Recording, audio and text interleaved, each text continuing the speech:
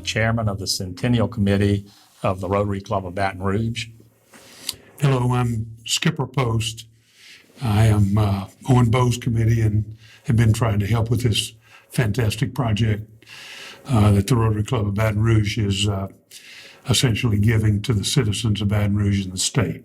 So, Bo, where did this thing begin? Okay. Well, about 8 years ago, I was approached by the president of the Rotary Club at that time and a past president and asked to chair the Centennial Committee and come up with a project to celebrate and commemorate our 100th birthday of our club.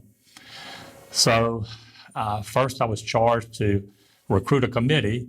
Probably the first guy I went to was Skipper, who was a very prominent and respected architect and past president of our Rotary Club. And I recruited about a dozen others, and we started meeting. Bo has just been an outstanding chair of the Centennial Committee and had the foresight to realize that this effort was going to take at least a good number of years. And back in 2014, he realized that we better get started on it to be ready for 2018. Now, we were ready for 2018, but the Mississippi River wasn't ready. So the Mississippi River at its historic high, opening the Bonacare spillway twice as an indication, kept us off of the levee from doing any of the subsurface, the foundation, concrete structural support work that we eventually ended up doing. But Bo led us from the beginning to take off and really lead the committee in figuring out what it was we could do, what we wanted to do for the city of Baton Rouge primarily. I'm Davis Rora, Executive Director of the Downtown Development District in Baton Rouge, Louisiana. People submitted proposals from all over the parish, and ours was selected to have some type of overlook over the Mississippi River at the foot of Florida and River Road. The project itself grew once the committee was formed and they decided to do a competition on a sculpture design. And what this organization called CODA Works, which is kind of a cooperation of designers and artists based in Madison, Wisconsin. We work directly with the CEO of that organization, a wonderful lady named Tony Sykes, was very instrumental in walking us through the process. And I should say, CODA Works on our behalf, put out a call for this.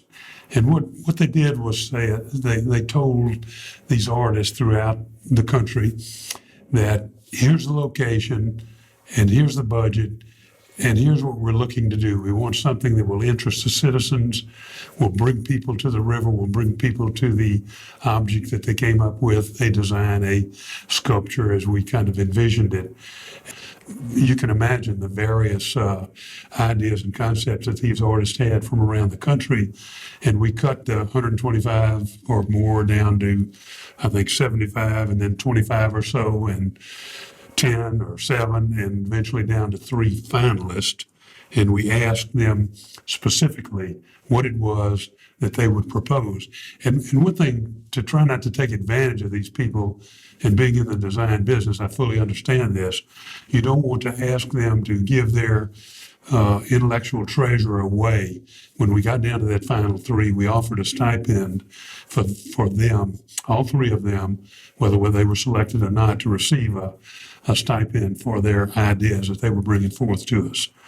So we got down to that final 3, and we had a selection committee. And yeah, we actually did Skype interviews to about the final 8 and then narrowed it down to the final 3, flew them into Baton Rouge, met over at LASM in their theater there, and let the 3 of them present before our Centennial Committee. And then we brought in a few other people to listen to their presentations and then to meet after we heard all 3, and all 3 were, we thought, spectacular. The project selected was Po-Shu Wang out of Berkeley, California, and he proposed a silver ball with 2 pieces of silver over it. And if you look at it, there are 2 zeros and then the ball represents 1. It represents the 100th anniversary of Rotary Club of Baton Rouge in the city. And as you know, when it began in 1918, a lot of those people involved with Rotary were also basically involved with the making and the building of the city. So one go hand in hand and very, very compatible. In doing that, Rotary has raised private funds to basically build this sculpture and commission this sculpture and build the platform for it. Yeah, what we wanted was something that would draw people back again and again, not just kind of and I don't mean this in any demeaning way, but not just a staid piece of sculpture that perhaps you look at once and once you've seen it, that's kind of it. We wanted something that would continue to draw people back to the site year after year after year, and the kind of thing that if you have a visitor, you're a resident of the Baton Rouge area, even of South Louisiana, the state, you want to bring somebody to Baton Rouge, well, where do we go? Well, let's go see that Rotary sculpture on the river. It's exciting, it's fun, and it is ever changing because of its reflectivity. It constantly is mimicking or reflecting the sky and the waterfront and the light and just the energy of the river, which I always love to go back to this, Bo. It's the kind of thing that when we selected Po Shi Wang and told him about his selection, and the first time I talked to him after he was selected, he said, "I'm so excited about this. I mean, the Mississippi River is so great. I already have fireworks going off in my mind." And he did. My name is Soren, S-O-R-E-N, from Denmark, and I'm the technical. I'm doing all the interactive technical stuff on the sculpture. So inside there is a computer, and it connects to a sensor that's in the river, and the software I made will translate the movement of the river into sound and light that's up there in the sculpture.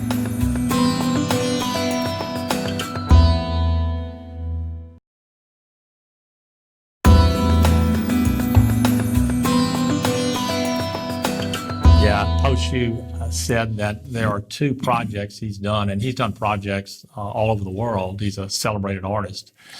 Is the one here, because of the backdrop of the mighty Mississippi and all of its history and its importance to Baton Rouge and to Louisiana and really the whole country and world. And then a project he did in California and dealing with sounds that it interacts with earthquake or movements of the plates under the earth. And those two, he says he cherishes more than any projects he's ever done. He just said, having the backdrop of the Mississippi River is a once-in-a-lifetime opportunity for an artist. There were a number of hurdles. They had, again, approval from the Coast Guard, the Corps of Engineers, and approval for the design of the platform that the sculpture sits on, as well as the Canadian National Railroad, which abuts the property as well. From the State Restoration and Coastal Restoration and Preservation Authority, from the state's historical preservation the society, because of its proximity to the old Heidelberg Hotel. We had to get the levee board in the city to approve it and to accept the donation. We had to get the railroad, the Illinois Central Railroad, or Canadian National. I think it's all in one. We were able to build a platform that cantilevers over the top of the levee to place the sculpture, which is some 14 feet high, with a dramatic backdrop of the Mississippi River in what we call the big sky. Because the river's a mile wide here, you see a lot of river and a lot of the sky. So it offers some spectacular sunsets. Well, that goes well with a stainless steel ball. The funds for this, which total several hundreds of thousands of dollars, I will say, that not just the sculpture, but all the support work for the sculpture. But a lot of people don't understand the growth of river cities across our country. And I've heard so many people say, well, why do we turn our back on the Mississippi River? Well, we really haven't turned our back on the Mississippi River, but the city, and not only ours, but cities on major waterways, have always encountered this problem continually, Seattle to Baltimore and all across the country, and that is the rivers were the commercial link. They are what made that, along with the railroads, what made our country grow from its very birth. And you had a commercial river, they brought goods, products, et cetera, to the riverbank, and you had to get that to roadways or trailways or whatever they might have been at the time, and to the railroad. So you had this natural commercial barrier build up between the waterway and the city itself, or the town, as it grew through the years. And it's hard to overcome that because the major roads, River Road and the railroad in particular, was a real issue to be dealt with. And in fact, it took us on a trail that was totally unexpected. The initial layout called for the sculpture to be rather simply put on the city side, and we immediately encountered a problem with the railroad that we ran into their official right-of-way, and we just could not put it on that side.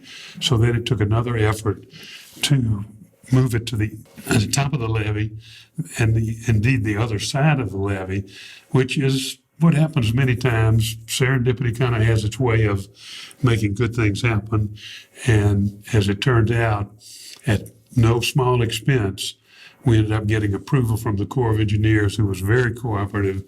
They were great to work with, as was the city, who is the levee district in the Baton Rouge area. And they've helped us. They both helped us in every way. So the project was beginning, and then we had to stop for some 8 months because the Mississippi River rose to a level where the Corps of Engineers would not allow any type of construction within 1,500 feet of the levee. So it had to stay dormant for a while, as did all other projects along the waterfront. And stayed that way for an unprecedented length of time, and basically put our project on hold for, gosh, almost a year. The sculpture was made. It was sitting in a warehouse at Turner Industries, their yard, and basically sat there for, 9 or 10 months before the river receded enough where we could actually begin work on the foundation and then ultimately installing the sculpture. Once the river went to appropriate levels, they were able to start work on it. But we actually built the foundation to support into a structure that cantilevers out toward the Mississippi River, and at high water times, the water's really going to flow underneath it. So it's a very exciting venue. Yeah, actually, the railroad was cooperative also. It's just that, both the railroad and the Corps have some real serious safety concerns that they have to watch out for the public. And so we totally understood those concerns. We just had to work through them to make sure the project and the ultimate site and sculpture was safe also for the public. But because it was now on the levee and on the riverside, the foundation had to be more complicated. We could not, and rightfully so, could not dig into the levee. So the foundation, the concrete had to be spread out and be larger than what we first anticipated, so that you could put the rebar throughout the concrete and spread it out, and so that the foundation and the sculpture wouldn't roll off into the Mississippi River, God forbid.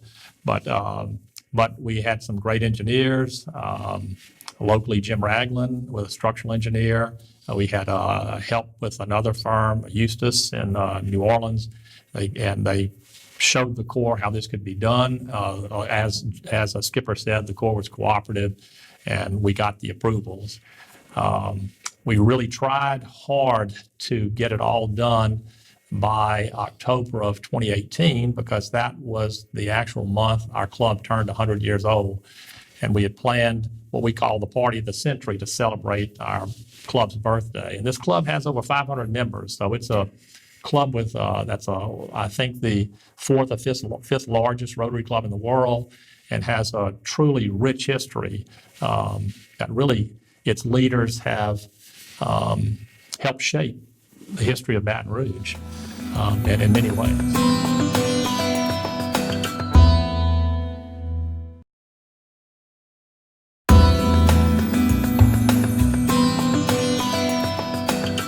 There's no one involved in this project that is not doing their work pro bono or because they wanted to do the work, even though they had to be paid for really hard cost. And all of the people involved in the project have just been fantastic, and all of them have volunteered to do the work at their cost and not charge their normal profit and overhead. I mean, Bo mentioned Jim Ragland of Ragland Otterman and used to stand in New Orleans on some of the soil conditions, and Bo Brothers' significant involvement in putting all of that concrete work together. Just fantastic people, every one of them. Turner Industries, Say Electric, and the am I leaving anybody out now? The Architectural glass. architectural glass and metal, thank you. The and signage company, Yeah. you would know. So everybody has been so involved in the project, and as we came about getting the concrete in, which really wasn't that exciting, not like the piece of sculpture itself, but it was very interesting to me as I was on the job practically daily while everything was being constructed. And then when we put the sculpture there, and then we took the wrap off of it, all of the workers were so excited about it. I mean, down to the lowest level worker with a shovel in his hand, cleaning up the debris. They were just excited to be part of this a fantastic piece of sculpture. I mean, And at the moment, I'm making the link between the center and the sculpture. The sculpture, the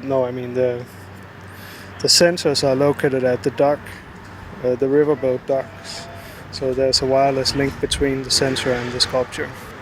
The idea is that the Mississippi River connects to a lot of American music history, or blues and jazz music and all kinds of music in America. And Rouge, the artist, selected a whole bunch of different music files, which he handed to me. And the idea is that the river or the sculpture acts as a kind of a jukebox for all of this music. So whenever the stream will move the sensor around, it will change what music you're listening to. But it'll happen all of the time. So what you're listening to is kind of a mix between all of these different songs that are playing on top of each other. So it creates a kind of new music.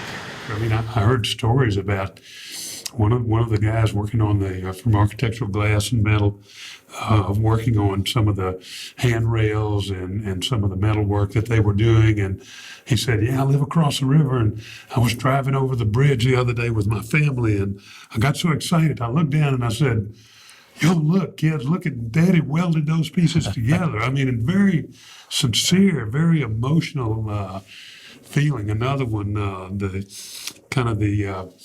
I guess the project manager, the person who really handled the project for Bo Brothers, Kyle Frederick, said, all I've been able to do now is tell my children, look at that industrial plant. Daddy put some of those pieces together. Or look at that slab, that highway interstate. Daddy did some of that. But he said, now I can point to this and say, Daddy did this. So that sense of pride in what they do, what they did and have been doing, continue to do a little bit. We're winding down, but it just has permeated the entire sense of all of those who were involved in it. Fun feeling. It was just so exciting after really all this time and effort to stand there at the corner of Florida Boulevard and the River Road while we had the intersection blocked off, and this gigantic crane sitting in the middle of the intersection, and to watch it was in 4 pieces, these giant pieces of the sculpture lifted over the road, over the railroad track, over a fence, and onto the sculpture. There were a lot of people there, and it was just exciting to see after all this time. And we really think it came out beautiful. We hope that the city likes this gift from the Rotary Club, and we hope the citizens do and gets many years of enjoyment out of it. It's quite an honor. Florida is such an important street in our city because it stretches all the way from the river all the way to Livingston Parish. It is so much a cause of interaction in there. So it's very visible when you're on Florida downtown at 3rd Street or 4th Street. You'll be able to see the sculpture. But what's great is the community can walk by it, they can interact with it. And a great component of it is that it has sound and music in there of singing. And it's tied to transmitters in the Mississippi River itself. And another huge cooperative partner was the Downtown Development District. We talked about them several times with Davis, Davis Roar, Tracy, Whitney, Mary, all of them down there. It was kind of our headquarters, being 2 blocks away. And it's in their territory, but they definitely took hold of it, and really there was nothing that we asked for that they couldn't figure out a way to help us get through the process, and they were kind of our headquarters. And I'll mention one other thing, Bo, that was so interesting to me. We had a big construction fence all around the site, of course, to keep people from trying to get in out of curiosity and get hurt, because it was an active construction site. But many days, particularly after the sculpture itself got in place, and then after the wrapping came off and you could see the polished stainless steel, I'd see people walk by and look at the fence, and I'd walk over to them and they'd say, "What is this? It's fantastic. What is?"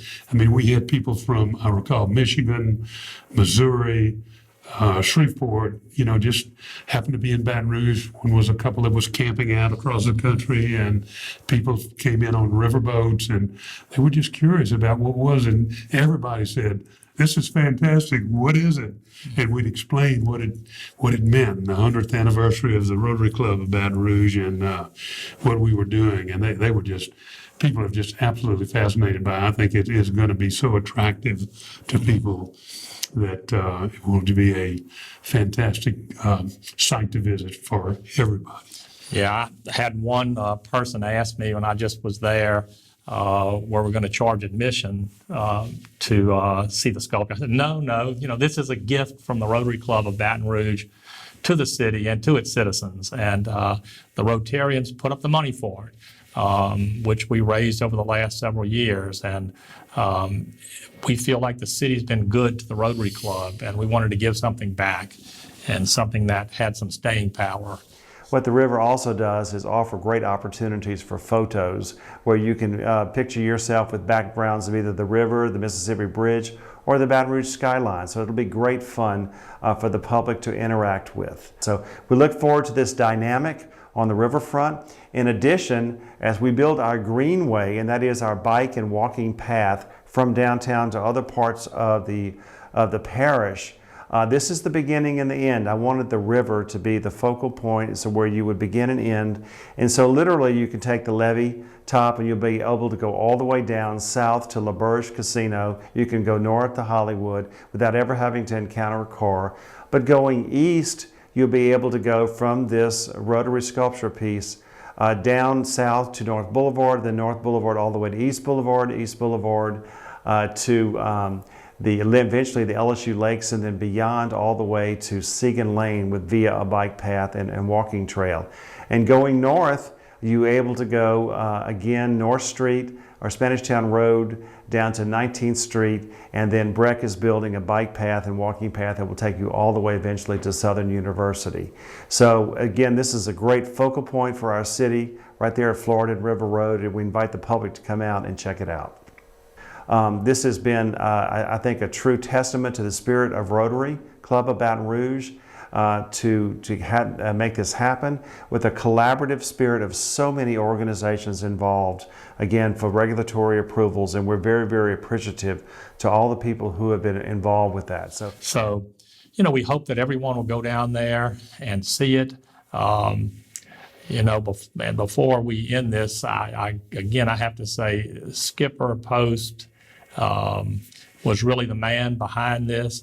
He carried us He put hundreds of hours on volunteer, completely pro bono, all gifted of his skill and creativity behind this. And so all thanks go to Skipper in my book. So, but anyway, we appreciate this station, doing a little documentary here, and hope some people see it and go down and see the sculpture. Thank you, Bo. It's going to be fantastic. Okay. All right, Skipper. Appreciate it.